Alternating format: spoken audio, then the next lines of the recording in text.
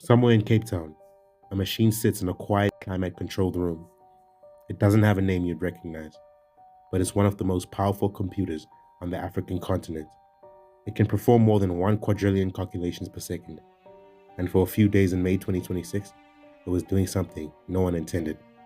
Somewhere else, a room, a cafe, maybe a bedroom in a city you've never visited, someone was watching that machine. They weren't using it for research. They weren't using it to run climate models or analyzing genomes. They were using it to print money. The Lengao cluster at the CSIR's Center of High Performance Computing was breached at the end of May. Hackers used stolen user credentials and authentication keys to gain access to parts of the system, forcing the CHPC to take the cluster offline while investigations and security measures continued. Who were they? How did they do it? And what did they see when they looked at that machine? The Lengao cluster has 9 GPU nodes and 1,368 compute cores.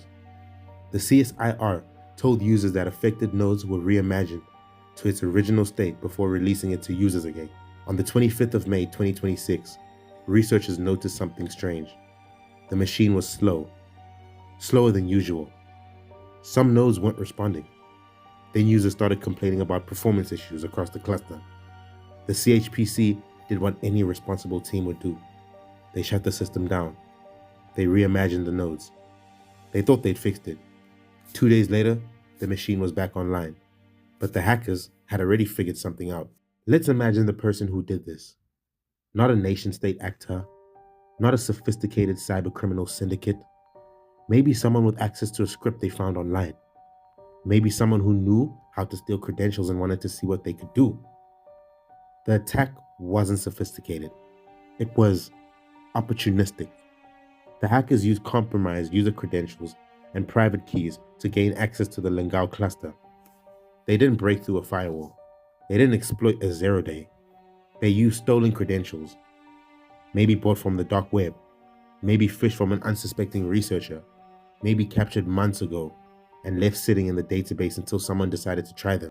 Once they were in, they did the math. The Lengao cluster has 9 GPU nodes and 1,368 compute cores, enough processing power to generate thousands of rands in Monero every single day. Monero, the privacy coin, the one that's hard to trace, the one that makes crypto mining a viable and deniable business. The hackers deployed a crypto mining malware across the cluster. This is the blueprint. It's not about theft, it's about resource extraction.